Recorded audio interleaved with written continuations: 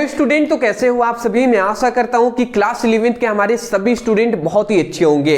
देखिए, सीधी बात हम करेंगे कि आप सभी जानते हैं कि आपका एग्जाम बहुत ही नजदीक आ चुका है और फाइनल एग्जाम आपका होने वाला है। तो उसके लिए जरूरी है कि आपको फिजिक्स में या केमिस्ट्री में या अदर कोई भी सब्जेक्ट में वही टॉपिक तैयार करें, वही टॉपिक पढ़े जहां से आपकी बोर्ड एग्जाम में आए।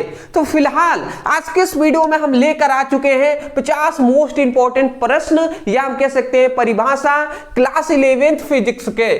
तो क्लास 11th फिजिक्स का 50 इंपॉर्टेंट हमने यहां पे परिभाषा लेकर आ चुके हैं। एक एक करके हम जानेंगे, सीखने का प्रयास करेंगे। मैं सिर्फ इतना कहूंगा, जितने स्टूडेंट सीरियस वाले हैं कॉपी पेन लेकर बैठिएगा, ठीक है ना। चलिए सॉरी, चलिए तो यहां से हमारा पहला क्वेश्चन स्टार्ट होता है। पूरी बेसिक लेवल से समझेंगे। मैं ये भी कहूंगा उतना ही हम जानेंगे जितने आपके बोर्ड एग्जाम में लिखना है और आपका अच्छा नंबर आ जाए, ठीक है ना। चलिए, पहला क्वेश्चन बहुत बार पूछा गया है, मात्रक किसे कहते हैं, एसआई प्रणाली का ऐसा विशेषताएं लिखिए। और ये आपके लिए मैं कह सकता हूं मतलब VVI है, वेरी वेरी इंपॉर्टेंट टॉपिक है, तैयार करेंगे। चलिए देख लेते हैं मात्रक क्या होता है। तो यहाँ पे हमने लिख दिया मात्रक, ठीक है ना। तो मात्रक किसे कहते हैं, किसी भौतिक राशि को मापने के लिए चुना गया निश्चित और मापक मानक को हम मात्रक कहते हैं। कोई भी भौतिक राशि है, भौतिक राशि मतलब कुछ भी हो सकता है, बल, दूरी, विस्थापन, ये सब भौतिक राशि ही है। तो किसी भी, जैसे बल एक भौतिक राशि है, तो किसी भी भौतिक राशि को मापने के लिए, किसी भी भौतिक राशि को मापने के लिए चुने गए निश्चित या मापक मान को, अब बल को किससे मापते हैं, तो बल को हम न्यूटन से मापते हैं। बल को हम न्यूटन से मापते हैं। जैसे कि मान लेते हैं द्रव्यमान है, तो द्रव्यमान एक भौतिक राशि है, तो इसको किससे, किलोग्राम से मापते हैं। जैसे कि लंबाई है, तो लंबाई को किससे मापते हैं, लंबाई एक भौतिक राशि है, इसका हम मीटर में मापते हैं, ठीक है ना।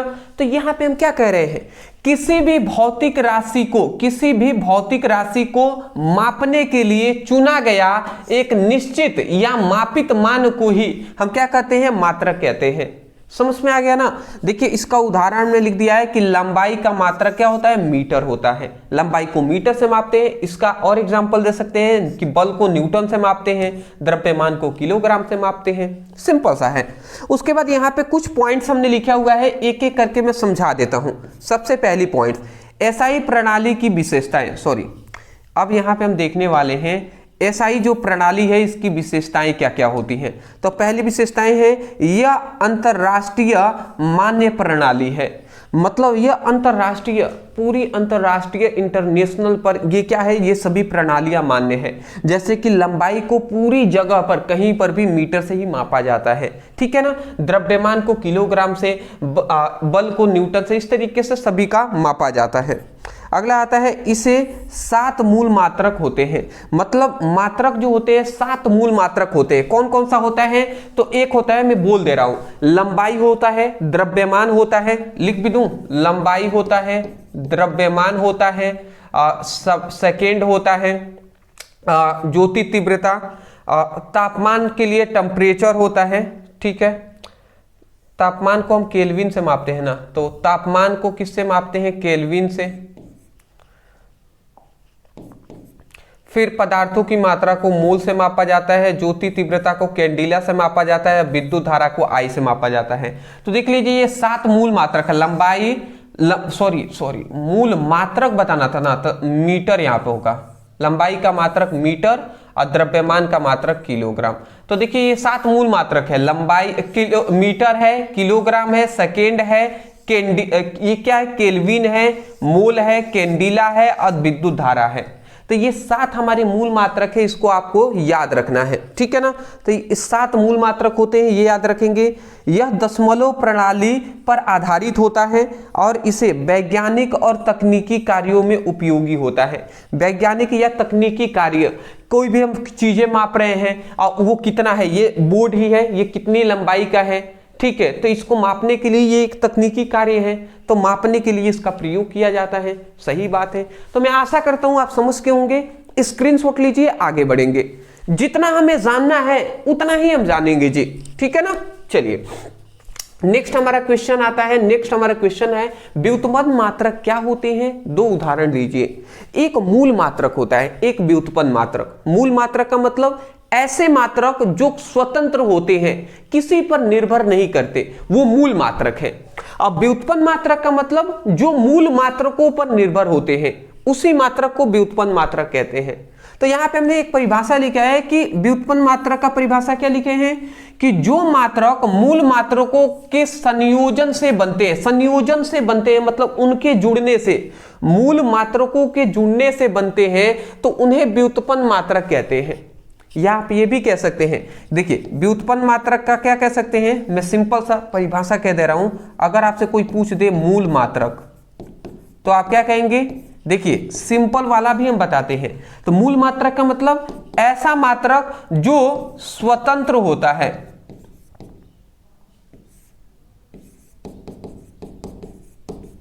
ठीक है ना? ऐसा मात्रक जो स्वतंत्र होता है, अर्थात किसी मात्रक पर निर्भर नहीं करता, उसे मूल मात्रक कहते हैं। व्युत्पन्न मात्रक कोई पूछ दे, व्युत्पन्न मात्रक कोई पूछते तो ऐसा मात्रक जो क्या होता है, जो मूल मात्रकों पर निर्भर होते हैं, मूल मात्रकों पर क्या होते हैं? निर्भर होते हैं, ठीक है ना? तो उस मात्रक को व्युत्पन्न मात्रक कहते हैं। तो आप बोल देंगे ना, ऐसा मात्रक जो मूल मात्रकों पर निर्भर होते हैं उसे व्युत्पन्न मात्रक कहते हैं। या ये बोल दीजिए, जो मात्रक मूल मात्रकों के संयोजन से बनते हैं उसे व्युत्पन्न मात्रक कहते हैं। जैसे कि उदाहरण में वेग का मात्रक मीटर प्रति सेकंड होता है, जैसे बल का मात्रक न्यूटन होता है। अब आप सोच रहे होंगे सर कैसे बना, तो मैं थोड़ा सा समझा देता हूं। जैसे वेग बराबर क्या होता है? वेग बराबर विस्थापन बटे समय होता है। विस्थापन बटे समय होता है। मैं गलत तो नहीं हूं ना? बिल्कुल सही बात है जी।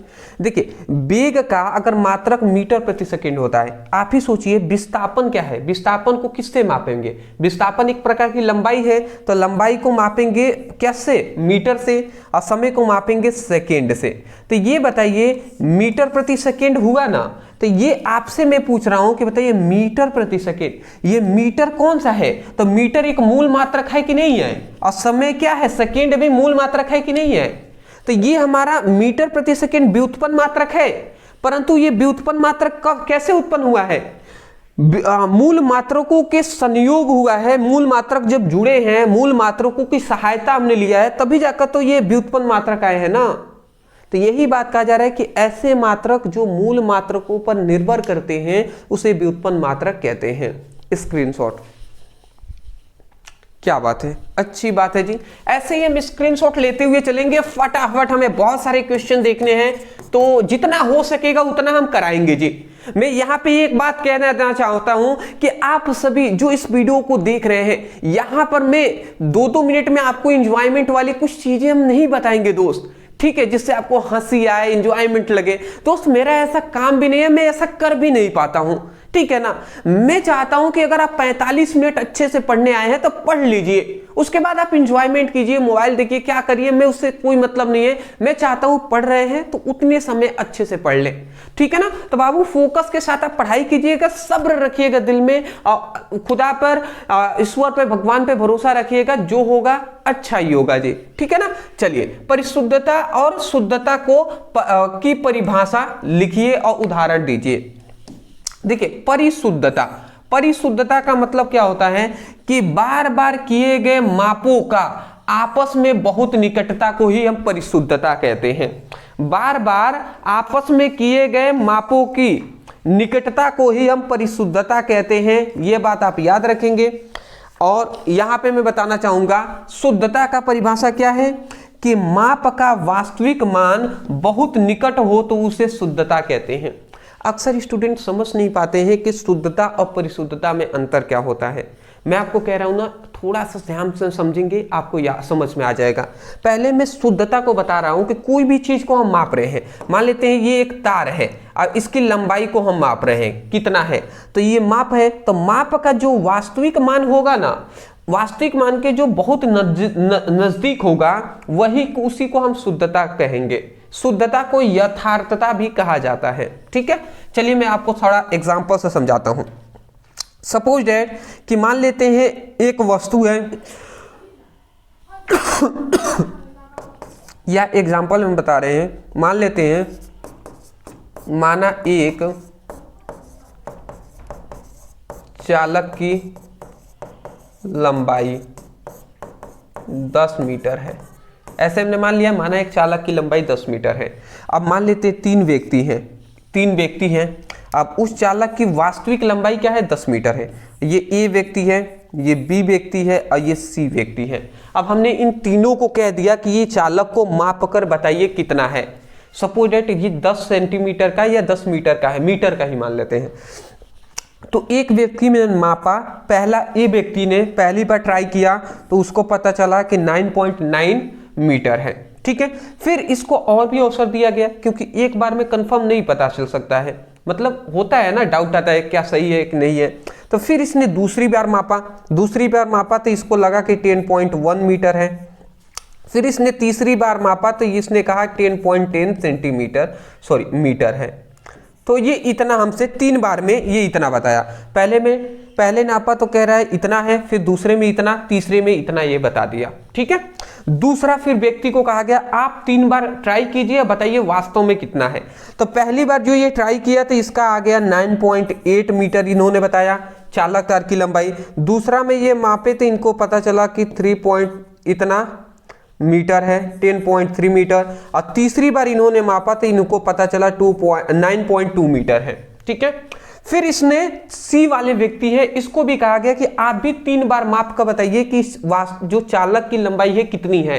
वास्तविक लंबाई 10 मीटर है पर बताया नहीं गया है कि कितना है, आपको बताना है। तो उस तरीके से सी व्यक्ति है, इसने मापता है तो ये पहले कहता है 10.0 मीटर है। फिर दूसरी बार इसने मापा तो ये कह रहा है 11 मीटर है। और फिर इसने तीसरी बार मापा तो 10.1 मीटर इसने कह दिया। तो ये देखिए, एक व्यक्ति ए है, ये 3 बार माप रहा है, दूसरा व्यक्ति बी है, ये 3 बार माप रहा है, और तीसरा व्यक्ति है वो 3 बार माप रहा है ना। तो देखिए यहाँ पे मैं आपसे कहना चाहूंगा कि देखिए सबसे ज्यादा कौन करीब है जी, इसके कौन करीब है। तो मैं अगर देखूंगा तो देखिए क्या कौन करीब है। यहाँ पे पहले में देखे तो 10 है तो 9.9 है, मतलब 1 की कमी है और ये 1 अधिक है, और यहाँ पे फिर 1 है। तो देखिए यहाँ पे बीच में 1 का अंतर है, इनमें भी 1 का अंतर है। ठीक है ना। फिर इन दोनों के बीच में अगर देखें तो 9.8 से 3, तो ये 0 पॉइंट हम कह सकते हैं 2 और 3 5 का अंतर, 0.5 का। इसमें केवल इसमें कितना का अंतर था, इसमें 0.1 का अंतर था, इसमें भी 0.1 का ही अंतर है। अंतर हम देख रहे हैं, इन दोनों के बीच में 0.5 का अंतर है, और इन दोनों के बीच 10 और इसमें तो ज़्यादा का अंतर हो जाए 8 और 9 10 11, मतलब 1.1 का इसमें अंतर हो जाएगा। इसमें कितने का 10 से 11, मतलब यहाँ पे हम कह सकते हैं 1 का अंतर हो जा रहा है, और 11 से 1 का मतलब 0.9 का अंतर हो जा रहा है। देखिए ये हमने अंतर निकाला है, आप सभी जानते होंगे कि किस तरीके से अंतर निकला है। तो मैं आपसे कहना चाहूँगा सबसे कम अंतर किसका है। तो सबसे कम अंतर देखिए तो ए वाला का है कि नहीं, ए वाला का देखिए 0.1 है, 0.1 है, सबसे कम है। तो यही बात कहा गया है कि माप का वास्तविक जो मान है, वास्तविक मान के बहुत निकट होना, बहुत निकट जो होगा ना वही शुद्धता कहलाएगा या यथार्थता कहलाएगा। तो इसकी यथार्थता मतलब शुद्धता कौन हो जाएगा, तो इसकी शुद्धता हमारा ए वाला हो जाएगा। ए जो है ना, जो हमारा ए है वो क्या हो जाएगा, ए जो है ना, यही हमारा ए जो है वो परिशुद्धता हो जाएगा। ठीक है, ये आप याद रखेंगे, ए क्या हो जाएगा, ए ही हमारा परिशुद्धता हो जाएगा। ठीक है, ये आपको याद रखेंगे।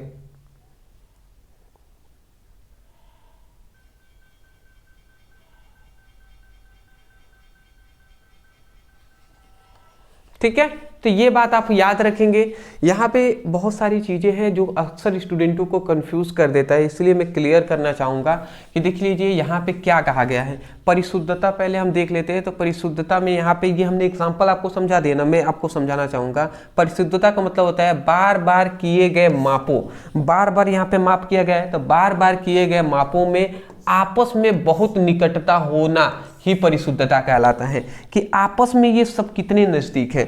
तो इनके बीच 0.1, इनके बीच भी 0.1, इसमें तो ज़्यादा है, 5 का है, इसमें हम कह सकते हैं 1.1 का और ज़्यादा है, इसमें भी बहुत ज़्यादा है, इसमें 0.9 बहुत ज़्यादा है। तो सबसे कम समीपता ये ए वाला का है। तो यही ए क्या हो जाएगा, ये चीज़ें आप यहाँ पर भी लिख सकते हैं या यहाँ पर भी, और यहाँ पर भी लिख दीजिएगा। अब दोबारा हम लिखेंगे नहीं, तो यहाँ पर मैं लिख दे रहा हूँ कि ए की परिशुद्धता सबसे अधिक है, ठीक है ना, ए की परिशुद्धता सबसे अधिक है। तो ये बात आप समझ गए ना। दूसरी बात क्या है कि शुद्धता या यथार्थता किसे कहते हैं, तो माप का वास्तविक मान के बहुत निकट होना ही शुद्धता कहलाता है। तो माप का वास्तविक जो मान है ये बहुत निकट होगा तो उसी को हम कहेंगे। तो निकट कैसे पता चलेगा, इन सभी का हम औसत निकाल लेंगे, औसत निकाल लेंगे तो हमें पता चल जाएगा। तो अगर हम औसत इन सभी का निकाल लें तो देख लीजिए औसत कैसे निकालते हैं। अगर औसत निकाले तो इन सभी को जोड़ेंगे, 1.9 को 10 तो 1.9 और 10.1 मतलब 20 हो जाएगा, 10 30 हो जाएगा। तो ये तो हमारा हो जाएगा 30, और 30 में 3 का भाग दे देंगे क्योंकि 3 है, ये 3 बार मापा गया है, तो 3 दहा में 30 मतलब 10 आ गया है। तो पहला तो 10 आ गया, फिर इसको हम जोड़ते हैं 9.8 10.3 है, तो ये 21.1 हो जाएगा, फिर 9 तो मतलब ये 29.3 हो जाएगा, और बटे 3 कर देंगे तो ये हमारा आ जाएगा 9.76। तो ये 9.76 आ जाएगा। और तीसरा 10 11 और 10 10 11 21 21 10 31.1 हो जाएगा। तीसरा का क्या आ रहा है 31.1 और भागे 3 कर देंगे तो ये क्या आ जाएगा 10.366 आ जाएगा। तो देख लीजिए यहाँ पे मैं कहना चाहूँगा ये हमारा ए व्यक्ति है, ये हमारा बी व्यक्ति है, और ये हमने सी का निकाला है। बताइए वास्तविक जो मान है इसके समीप इन तीनों में से कौन सबसे ज़्यादा है। तो बाबू हम देख रहे हैं कि ए वाला जो है ना इसका तो 10 ही है, एग्जैक्ट 10 ही आ गया है, 10 वास्तविक मान है और 10 ये भी आया है। तो इसका मतलब शुद्धता जो है वो ए का ही सबसे अधिक है। तो शुद्धता सबसे ज्यादा ए का ही होगा और परिशुद्धता भी क्या होगा ए का ही होगा। समझ में आ रहा है? नहीं आ रहा है तो मैं इतना कहूंगा, मुझे विश्वास है कि आ गया होगा अगर आपने पीछे से पढ़ते हुए आ रहे होंगे तो। यहाँ पे क्या है मैं बहुत जल्दी आपको पूरी डिटेल में जाकर नहीं समझा रहा हूँ, बस इतना कहूँगा कि आपको ये दोनों परिभाषाएं एक एक लाइन की है याद कर लीजिएगा, ठीक है ना। इतना याद कर लेंगे, एग्जाम्पल दे सके तो अच्छा है, नहीं देंगे तो कोई बात नहीं, दे देंगे तो बेटर रहेगा क्योंकि उदाहरण देकर ही पूछता है। चलिए अगला आता है हमारा त्रुटि किसे कहते हैं समझ लेते हैं, और त्रुटि के प्रकार भी। तो त्रुटि किसे कहते हैं, तो मापित मान और वास्तविक मान के अंतर को हम क्या कहते हैं त्रुटि कहते हैं। मापित मान और वास्तविक मान के जो अंतर होता है उसी को त्रुटि कहते हैं। जैसे कि मैं अगर त्रुटि का यहाँ पे त्रुटि का फॉर्मूला लिखूं तो क्या हो जाएगा, यहाँ पे ऐसे होता है वास्तविक मान माइनस क्या होता है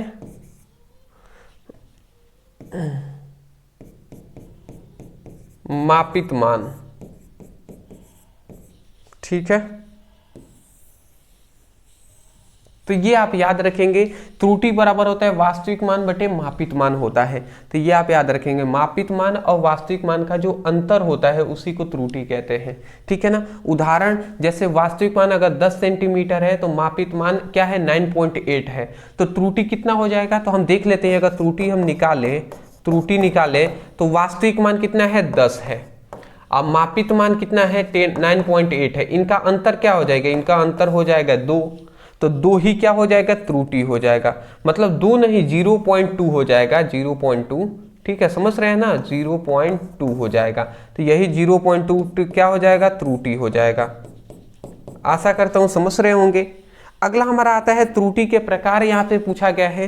तो 3 प्रकार होते हैं, स्थूल त्रुटि, यादृच्छिक त्रुटि और अगला आते हैं प्रणालीगत त्रुटि। तो ये तीनों त्रुटि का नाम केवल आप याद रखेंगे। अब इसमें हमें ज़्यादा एक्सप्लेन नहीं करता है कि ये सभी अब क्या है, इनका भी परिभाषा, बस इतना ही लिखना है, आपको मिल जाएंगे नंबर, ठीक है। नेक्स्ट आता है निरपेक्ष, माध्य और सापेक्ष त्रुटि की परिभाषा दीजिए। अब निरपेक्ष त्रुटि क्या होता है, सिर्फ परिभाषा आपको लिख देना है, कोई ज्यादा विशेषकर हम नहीं जाएंगे जी।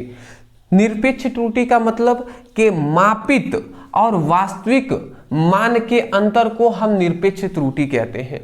देखिए, मापित जो त्रुटि है और मापित जो मान है और वास्तविक मान है, इनका जो अंतर होगा वही निरपेक्ष त्रुटि कहलाएगा। सेम टू सेम त्रुटि का ही परिभाषा यहाँ पे किया गया है। जैसे मापित मान है इतना और वास्तविक मान है इतना, तो 0.2 आया, यही हमारा निरपेक्ष त्रुटि भी होगा।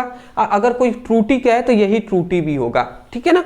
अगला आता है मध्य त्रुटि। मध्य त्रुटि क्या होता है, तो सभी निरपेक्ष त्रुटियों के औसत को हम क्या कहते हैं, मध्य त्रुटि कहते हैं, मध्य त्रुटि कहते हैं।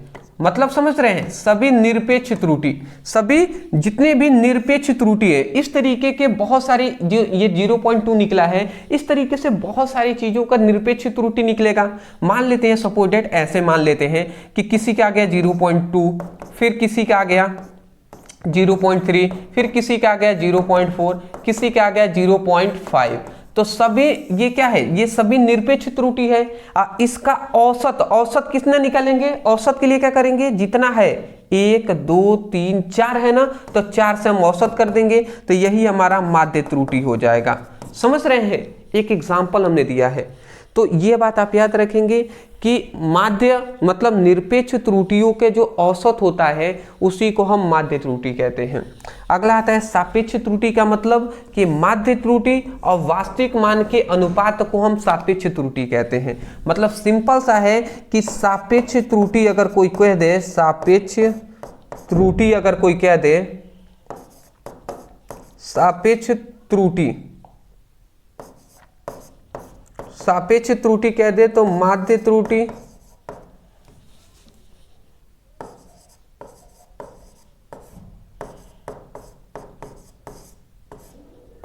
अब बटे क्या होता है, वास्तविक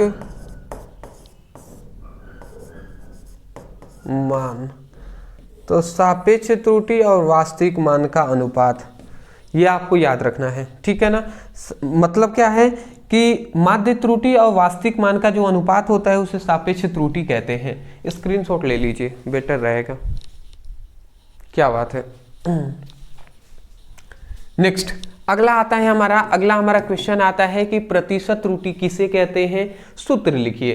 तो प्रतिशत त्रुटि का मतलब क्या होता है, प्रतिशत त्रुटि। तो यहाँ पे लिखा गया है कि सापेक्ष त्रुटि को प्रतिशत में व्यक्त करने के को ही क्या कहते हैं, प्रतिशत त्रुटि कहते हैं। जितना भी सापेक्ष त्रुटि है, मतलब यहाँ पे प्रतिशत त्रुटि का देखिए हमने फॉर्मूला भी लिख दिया है, ठीक है ना। यहाँ पे ये है हमारा प्रतिशत त्रुटि का फॉर्मूला। तो इसी को आप याद कर लेंगे तो बेटर रहेगा कि प्रतिशत त्रुटि इक्वल टू होता है सापेक्ष त्रुटि गुणे 100। मतलब यहाँ पे ये कह सकते हैं सापेक्ष त्रुटि है उसको प्रतिशत में व्यक्त कर दीजिए। मान लेते हैं सापेक्ष त्रुटि है 15, तो इसको प्रतिशत में केवल व्यक्त कर देंगे तो वो प्रतिशत त्रुटि कहलाएगा। अगला हमारा आता है कि दूरी और विस्थापन को परिभाषा और उदाहरण दीजिए। बहुत बार ये सब पूछे गए हैं इसलिए हम बता रहे हैं, शॉर्ट में है और शॉर्ट में ही हम बता भी रहे हैं, ठीक है। ऐसे ही लिखना है आपको, ज्यादा घुमा फिरा कर बहुत लॉन्ग नहीं लिखना है, ठीक है ना बाबू। सुन तो रहे हो ना, अच्छी बात है। दूरी किसे कहते हैं, वस्तु द्वारा तय किए गए कुल पथ को हम दूरी कहते हैं। वस्तु द्वारा तय किए गए कुल पथ की लंबाई को, मान लेते हैं एक वस्तु है, ये यहां से इस रास्ते से गया, इस रास्ते से यहां तक आकर रुक गया, तो ये जो रास्ता है ना, ये जो रास्ता है जिस रास्ते से ये गया हुआ है, तो ये रास्ता है, इसी को हम पथ कहते हैं। तो इस पथ की जितनी लंबाई होगी ना, वही लंबाई क्या कहलाएगा, वही लंबाई दूरी कहलाएगा। तो वस्तु द्वारा तय किए गए पथ की लंबाई को दूरी कहते हैं, ठीक है। तो वस्तु द्वारा तय किए गए कुल पथ की लंबाई को दूरी कहते हैं। कुल पथ को या कुल पथ की लंबाई को दूरी कहेंगे, ठीक है ना। जैसे कि एक गोल चक्र की पूरी लंबाई, जैसे कि सपोज डेट मैं आपको समझा दूं, ये तो हो ही गया, ठीक है ना। जैसे कि मैं आपको समझा दूं, मान लेते हैं कोई वस्तु है, यहां से चला, यहां से चलते चलते चलते चलते फिर यहीं पे आ गया, तो यहां से चला था और फिर से ये यहां से चलते चलते फिर यहां पे आ गया ना, तो यहां पे आ गया, तो इसका मतलब इसकी लंबाई, ये जो रास्ता है पूरी जितनी लंबाई होगी पथ की, वही क्या कहलाएगा, दूरी कहलाएगा। अब विस्थापन क्या होता है, तो विस्थापन होता है प्रारंभिक और अंतिम स्थिति के बीच की सीधी दूरी को हम क्या कहते हैं, विस्थापन कहते हैं। मतलब कोई व्यक्ति है, मैं थोड़ा इसको इरेज करता हूं, मान लेते हैं, समझिएगा। कोई व्यक्ति है, यहां से चलना स्टार्ट किया, इस तरीके से चल रहा है और वो यहां पे आकर रुक गया, तो ये इसकी क्या होगा, प्रारंभिक स्थिति होगा, प्रारंभिक, और ये इसका क्या होगा, अंतिम स्थिति होगा। तो किसी भी वस्तु का प्रारंभिक स्थिति और अंतिम स्थिति के बीच की जो दूरी होगा ना, बीच की सबसे न्यूनतम, मतलब कम से कम जो दूरी होगा या कम से कम जो लंबाई होगा, उसी को हम विस्थापन कहेंगे। तो प्रारंभिक और अंतिम स्थिति के बीच की सीधी जो दूरी होगी, उसी को विस्थापन कहेंगे, ठीक है। सीधी दूरी ना कर आप न्यूनतम दूरी भी कह सकते हैं, तो यही हमारा विस्थापन होगा, ठीक है। अगला आता है गोल चक्र पूरा करके वापस आने पर विस्थापन क्या होता है, शून्य होता है। यहां पे इसका मतलब मैं थोड़ा सा समझाना चाहूंगा। गोल चक्र पूरा करने का मतलब है, ये कोई वस्तु है, सपोज दैट ये कोई वस्तु है, ये यहां से चला और यहीं पे आकर रुक गया, तो चलना भी इसकी प्रारंभिक स्थिति यही है और अंतिम भी स्थिति यही है। तो सॉरी, यहां से चला था, यहीं पे रुक गया, इसका मतलब इसका विस्थापन 0 होगा कि नहीं होगा, क्योंकि प्रारंभिक और अंतिम स्थिति के बीच की सीधी दूरी, अब यहां से चला था, यहीं पे आ गया, तो इसकी सीधी दूरी कहां होगा, सीधी बात है, जहां पे है वहीं पे होगा, तो इसका मतलब 0। सिंपल सा है दोस्त, स्क्रीनशॉट।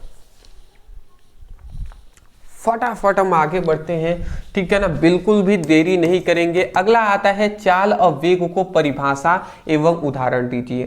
चाल किसे कहते हैं, स्पीड। तो चाल यहां पे लिखा गया प्रति सेकेंड तय की गई दूरी को चाल कहते हैं। प्रति सेकेंड में तय की गई जितनी दूरी होता है उसी को चाल कहते हैं। वैसे तो यहां पे मैं बता दूं, चाल बराबर क्या होता है, चाल बराबर होता है दूरी बटे समय।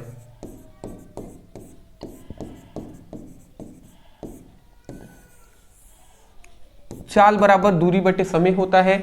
चाल का मात्रक क्या होता है, मीटर प्रति सेकेंड होता है, इसका मात्रक होता है। मैं बता दूं यहाँ पे समय जो है ना उसको 1 माना गया है, तो वही कहा जा रहा है प्रति सेकेंड कहें, या ये भी कह सकते हैं, क्या कह सकते हैं कि एकांक समय में तय की गई दूरी को चाल कहते हैं, ठीक है।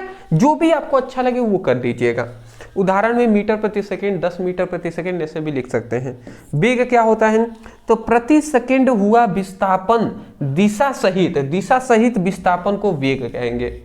तो यहाँ पे मतलब 10 मीटर प्रति सेकंड पूरब की दिशा में, तो दिशा भी बताया जा रहा है ना कि पूरब की दिशा में विस्थापन हो रहा है। जैसे यहाँ पर वेग कहा है, वेग का फॉर्मूला होता है, वेग बराबर होता है विस्थापन बटे समय। तो वेग बराबर क्या होता है जी, विस्थापन बटे समय होता है। तो यहाँ पे ये कहा जा रहा है कि एकांक समय में, या ये भी कह सकते हैं, मैं आपको बता दे रहा हूं कि एकांक समय में तय किए गए विस्थापन को वेग कहते हैं। मतलब किसी वस्तु द्वारा एकांक समय में तय किए गए विस्थापन को वेग कहते हैं। अब वेग का भी मात्रक क्या होता है, वेग का भी मात्रक मीटर प्रति सेकेंड होता है, ठीक है। स्क्रीनशॉट, बहुत ही अच्छी बात है, ऐसे ही सभी का स्क्रीनशॉट लेते हुए चलिएगा। अगला हमारा आता है, अगला क्या आता है कि औसत चाल और औसत वेग को परिभाषा दीजिए। क्या होता है जी औसत चाल, औसत चाल क्या होता है, कुल दूरी और कुल समय के अनुपात को औसत चाल कहते हैं। मतलब यहां पे मैं ये कह दूं कि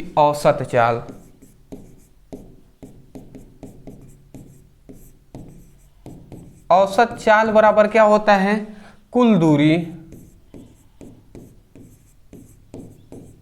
बटे कुल समय।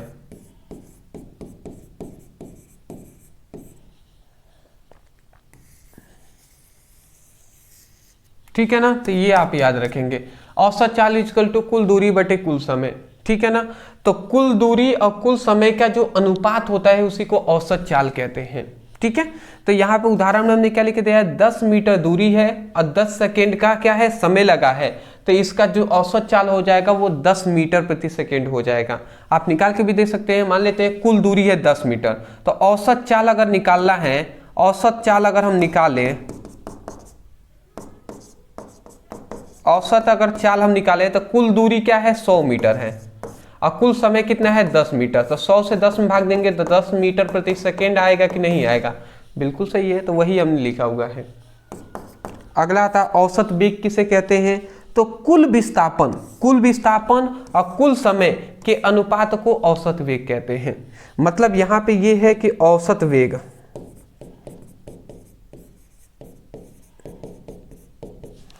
वेग बराबर होता है कुल विस्थापन बटे कुल समय। ये फॉर्मूला आप जरूर लिख लीजिएगा। ठीक है ना, ये जो भी फॉर्मूला लिख रहे हैं लिख लीजिएगा। तो ये औसत वेग बराबर, यहाँ पे परिभाषा क्या लिखा गया है कि किसी भी वस्तु द्वारा कुल विस्थापन और कुल समय के अनुपात को औसत वेग कहते हैं। और याद रखेंगे उदाहरण में कि विस्थापन शून्य होने पर औसत वेग भी शून्य होता है। यदि विस्थापन 0 होगा तो औसत वेग भी शून्य हो जाएगा, बिल्कुल सही है। अगर दूरी भी शून्य होगा ना तो औसत चाल भी शून्य हो जाएगा, ये भी बात याद रखिएगा। स्क्रीनशॉट। क्या बात है, क्या बात है, बहुत ही अच्छी बात है। ऐसे ही हमें पढ़ते हुए चलना है। अगला हमारा आता है, बिल्कुल देरी तो नहीं कर रहे हैं ना, ठीक से आपको समझ में तो आ रहा है ना। मोस्टली क्या है, आपको सभी को समझ में आनी चाहिए कि मैं आपको क्या समझाने का प्रयास कर रहा हूं। जितना हम कह रहे हैं इतना ही आपको तैयार करना है। तात्कालिक वेग को की परिभाषा लिखिए। तात्कालिक वेग क्या होता है, इसी को तात्क्षणिक वेग भी कहते हैं। तात्कालिक वेग का मतलब होता है कि किसी विशेष क्षण पर, कोई भी क्षण मतलब होता है एक सूक्ष्म समय, बहुत ही सूक्ष्म समय, नैनो सेकेंड, बहुत ही सूक्ष्म समय। तो किसी विशेष क्षण पर वस्तु के वेग को ही हम तात्कालिक वेग कहते हैं। किसी सूक्ष्म समय पर वस्तु का जितना वेग होगा ना वही तात्कालिक वेग कहलाएगा। ठीक है, जैसे कि स्पीडोमीटर पर दिखने वाला वेग, स्पीडो जो मीटर होता है उस पर दिखने वाला वेग ही क्या कहलाता है, तात्क्षणिक वेग कहलाएगा। यहां पे बस इतना ही आपको लिखना है। ठीक है ना, इसका अगर आप लिखना चाहें तो आप लिख भी सकते हैं कि तात्क्षणिक या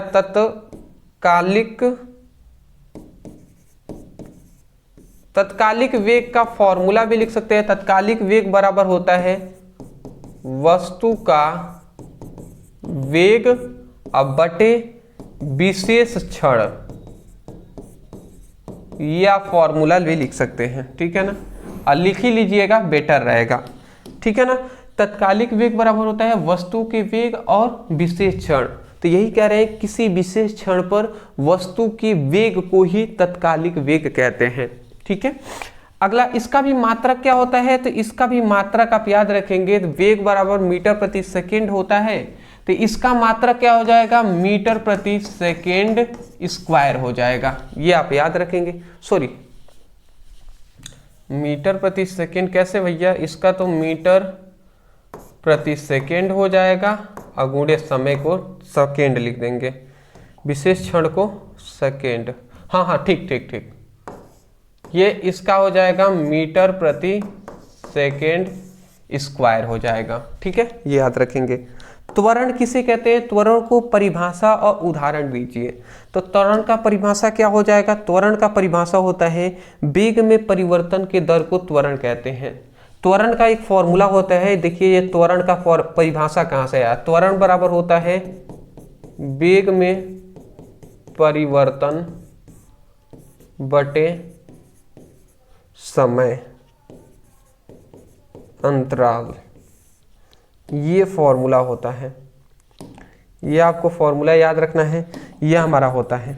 तो यहाँ पे हमने क्या कहा, देखिए हमने कह रहे हैं कि वेग में परिवर्तन के दर को, समय को ना समय को मतलब नीचे जो है उसको, दर का मतलब वास्तव में वेग से होता है, ठीक है, बट परिभाषा करते समय जब नीचे समय होता है तो उस समय पे हम समय के लिए दर का ही उपयोग करते हैं। तो वेग में परिवर्तन के दर को, दर मतलब समय को ही हम त्वरण कहते हैं।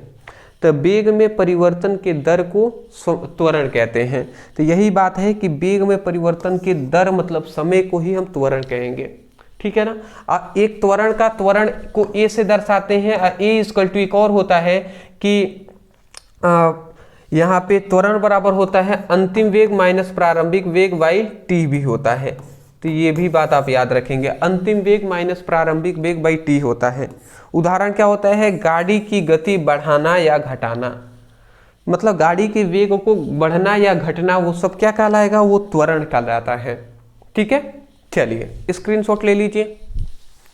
बस इतना ही आपको याद करना है या लिखना है। बट हाँ, मैं कह रहा हूं कि जो हम 50 क्वेश्चन बता रहे हैं, इन 50 क्वेश्चन को तैयार करना है, ठीक है। इतना भी लिखना है और 50 क्वेश्चन को आपको तैयार करना है, ये आप याद रखिएगा। अगला आता है 12th नंबर हमारा क्वेश्चन है, समान गति और असमान गति को परिभाषा दीजिए। समान गति का मतलब क्या होता है कि समान समय में किसी वस्तु द्वारा समान समय में समान दूरी तय करना ही क्या कहलाता है, समान गति कहलाता है, ठीक है। जैसे मान लेते हैं, जैसे एक एग्जांपल आकर हम आपको समझाएं। देखिए सपोज इट, ये एक रास्ता है, यहाँ पे एक कोई वस्तु है, ये यहाँ से यहाँ तक की दूरी है, मान लेते हैं यहाँ से यहाँ तक की दूरी है 5 किलोमीटर है। फिर यहाँ से यहाँ तक ये भी 5 किलोमीटर है। फिर यहाँ से और यहाँ तक हम मान लेते हैं कि यहाँ तक है 5 किलोमीटर, तो ये 5-5 किलोमीटर है। मान लेते हैं यहाँ पे एक वस्तु है, यहाँ से यहाँ तक जब पहुँचा तो इसको 10 मिनट लगा। फिर यहाँ से यहाँ तक पहुँचा तो 10 मिनट लगा। फिर यहाँ से यहाँ तक पहुँचा तो 10 मिनट लगा। तो देखिए समान समय, देखिए यहाँ पे अगर देखेंगे तो समय 10, 10, 10 लग रहा है, मतलब समान समय में समान ही तो दूरी तय कर रहा है ना, 5-5 किलोमीटर 5-5 किलोमीटर तय कर रहा है। तो हम यही कह रहे हैं कि कोई भी किसी वस्तु द्वारा समान समय में समान दूरी तय करता है तो उसी को समान गति कहते हैं। जैसे कि ट्रेन की स्थिर गति का से चलना, ट्रेन का स्थिर गति से चलना ही क्या कहलाएगा, समान गति कहलाता है। असमान गति का मतलब कि समान समय में असमान दूरी तय करना ही क्या कहलाता है, असमान गति कहलाता है। क्या कहलाता है, असमान गति। एक बार और सुन लीजिए, समान समय में असमान दूरी तय करना ही असमान गति कहलाएगा। जैसे कि इसका भी एग्जांपल से अगर मैं समझाऊं, जैसे कोई वस्तु है यहाँ पे और यहाँ से यहाँ तक, मान लेते हैं यहाँ से यहाँ तक दूरी है, मान लेते हैं 5 किलोमीटर। फिर यहाँ से यहाँ तक है, मान लेते हैं 10 किलोमीटर, और यहाँ से यहाँ तक फिर है 5 किलोमीटर। तो यहाँ से यहाँ तक 5 किलोमीटर ना, मान लेते हैं ये चला 15 मिनट में। फिर 10 किलोमीटर ये है, इसको भी इन्होंने 15 मिनट में ही कंप्लीट कर लिया। फिर 5 किलोमीटर चलने में फिर इसको 15 मिनट लगा। तो देखिए समय 15 लग रहा है। तो समय क्या लग रहा है, समय जो है वो समान लग रहा है। समय क्या है, समान लग रहा है।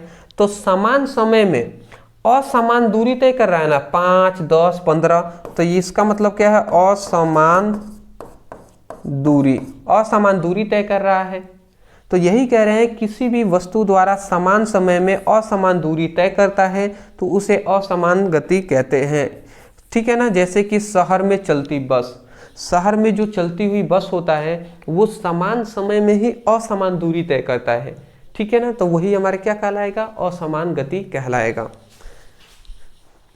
स्क्रीनशॉट, अच्छी बात है। अगला आता है हमारा 13 नंबर क्वेश्चन। क्या करें, 13 नंबर क्वेश्चन है कि समान त्वरण को परिभाषा तथा उदाहरण दीजिए। समान त्वरण क्या होता है, तो यहाँ पे हमने लिख दिया समान त्वरण का कि जब समान समय अंतराल में वेग में परिवर्तन समान हो तो उसे समान त्वरण कहते हैं। देखिए समान समय अंतराल में मतलब 5-5 सेकंड, मान लेते हैं 15-15 मिनट में वेग बदल रहा है, वेग में भी परिवर्तन हो रहा है। 15 मिनट पहले मान लेते हैं 15 मिनट पहले वेग था, मान लेते हैं 50 किलोमीटर, फिर बदल गया है। फिर 15 मिनट बाद 50 किलोमीटर, 15 मिनट पहले 50 किलोमीटर था, 50 किलोमीटर प्रति घंटे की स्पीड से चल रहा था। फिर 15 मिनट जैसे ही हुआ था फिर से ये 50 किलोमीटर प्रति सेकेंड हो गया। फिर 15 मिनट हुआ था फिर 50 किलोमीटर प्रति सेकेंड हो गया। तो इसका मतलब समान समय में समान समय में या समान समय अंतराल में समान वेग में परिवर्तन हो रहा है, तो उसी को हम क्या कहेंगे, उसी को हम क्या कहेंगे, समान त्वरण कहते हैं। मतलब यहाँ पे समान त्वरण का अगर हम परिभाषा लिख दें, तो परिभाषा नहीं फॉर्मूला लिख दें, समान त्वरण का, तो यहाँ पे हम लिख सकते हैं समान, यहाँ पे हम लिख सकते हैं समान वेग में परिवर्तन बटे समान समय अंतराल। ठीक है, तो ये आप याद रखेंगे, समान त्वरण इक्वल टू होता है समान वेग में परिवर्तन बटे समान समय अंतराल। तो ये आप याद रखेंगे। तो यही बात कहा जा रहा है कि समान समय अंतराल में समान वेग में समान परिवर्तन होता है, तो उसी को हम त्वरण, समान त्वरण कहेंगे।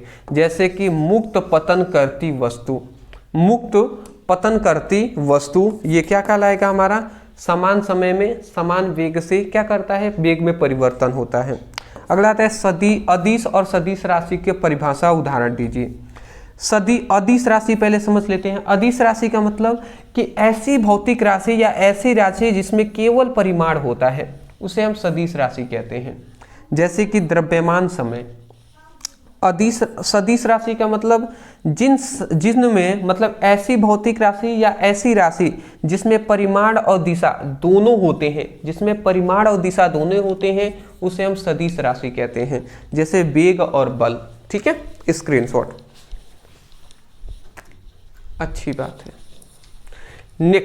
नेक्स्ट हमारा आता है 15 नंबर क्वेश्चन। क्या है, प्रक्षेप्य गति की परिभाषा लिखिए। प्रक्षेप्य गति का मतलब क्या होता है कि कोई भी वस्तु को, किसी भी वस्तु को, मान लेते हैं ये हमारा पृथ्वी है और यहाँ पे ये वस्तु है, तो किसी वस्तु को अगर हम फेंक रहे हैं कोई कोण बनाकर, तो किसी वस्तु को अगर कोई कोण बनाकर अगर हम फेंकते हैं ना, तो वहीं पर प्रक्षेप्य गति उसी को कहेंगे। तो देखिए यहाँ पे कह रहा है कि जब किसी वस्तु को कोण पर फेंका जाता है, जब कोई भी वस्तु को कोण पर फेंका जाता है और वह केवल गुरुत्वीय बल से, बल के प्रभाव में गति करता है। अब वो क्या करता है, वो जो गुरुत्वीय बल है, पृथ्वी द्वारा जो लगाया गया बल है, उसके प्रभाव में वो गति करता है, तो उसी गति को प्रक्षेप्य गति कहेंगे। जब किसी भी वस्तु को कोण पर फेंका जाता है, तो गुरुत्वीय बल के द्वारा या गुरुत्वीय बल के प्रभाव से अगर गति करता है, तो उसी को प्रक्षेप्य गति कहते हैं। उदाहरण क्या होता है, फेंकी गई गेंद की गति। कोई भी वस्तु है तो फेंकी गई गेंद की गति होता है, वो प्रक्षेप्य गति कहलाता है। मैं आशा करता हूं कि आपको समझ में आ गई होंगे। ठीक है ना, 15 हमारा क्वेश्चन कंप्लीट होता है। मैं कहूँगा कि हमारा इतना ही हम रहने देते हैं। 40 मिनट अब आपका होने वाला है या हो भी गया होगा, तो फिलहाल इतना ही रहने देते हैं। 50 क्वेश्चन को प्रॉमिस हमने किया है, तो मैं कहता हूं कि कल अगर आपको इसका पार्ट 2 चाहिए, पार्ट 1 में तो 15 हमने देख लिया, पार्ट 2 चाहिए तो आप हमें कमेंट में बता दीजिएगा। क्या लिखना है, लिखिएगा class 11th physics part 2 video लाइए सर। इतना लिख देंगे ना, तो बिल्कुल बाबू मैं आप सभी से प्रॉमिस करता हूं, मैं बिल्कुल आप सभी के लिए वीडियो लेकर आऊंगा। हाँ जी, कमेंट का मैं कह दे रहा हूं कि कम से कम मतलब मैं ये कह दे रहा हूं कि 40 स्टूडेंट भी अगर कमेंट कर देते हैं, तो मैं बिल्कुल कल शाम को आपको फिर से शाम को 6:30 बजे वीडियो आपको मिलने वाली है पार्ट 2 पर। तो चलिए जाकर आप सबसे पहले कमेंट कीजिए, चैनल पर नए होंगे तो सब्सक्राइब कीजिएगा, और प्लेलिस्ट बना दिया गया है, वहां से अपनी फिजिक्स की जो या केमिस्ट्री की अपनी अच्छे तरीके से तैयारी कीजिए, क्योंकि उसमें पूरी तरीके से परिभाषा और नियम को हमने करा दिया है। ठीक है ना, थैंक यू सो मच इतना प्यार और सपोर्ट दिखाने के लिए।